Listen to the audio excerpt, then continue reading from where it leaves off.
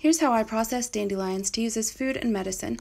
I use all parts of the dandelion, the flowers, stems, leaves, and roots. First, I dig them up. This tool comes in handy, or you can use a spade or a shovel. Next, rinse off the roots with a water hose. This helps get a lot of the dirt off before bringing them in the house. Then I scrub them one by one to remove any remaining dirt, and rinse the leaves well.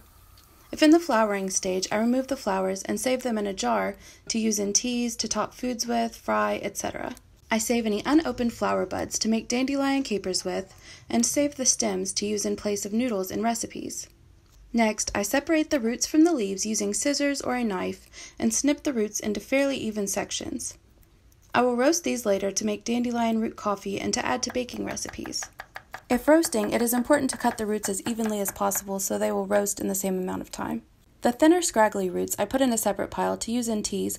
I don't roast these as they tend to burn when roasting since they're so thin. Then I spread them on a paper towel to air dry for a week or so, or dehydrate them in a dehydrator.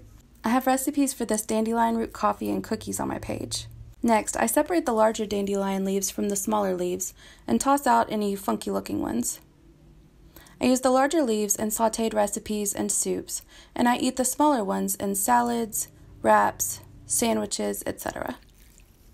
Dandelion is one of my favorite plants to work with and is so abundant.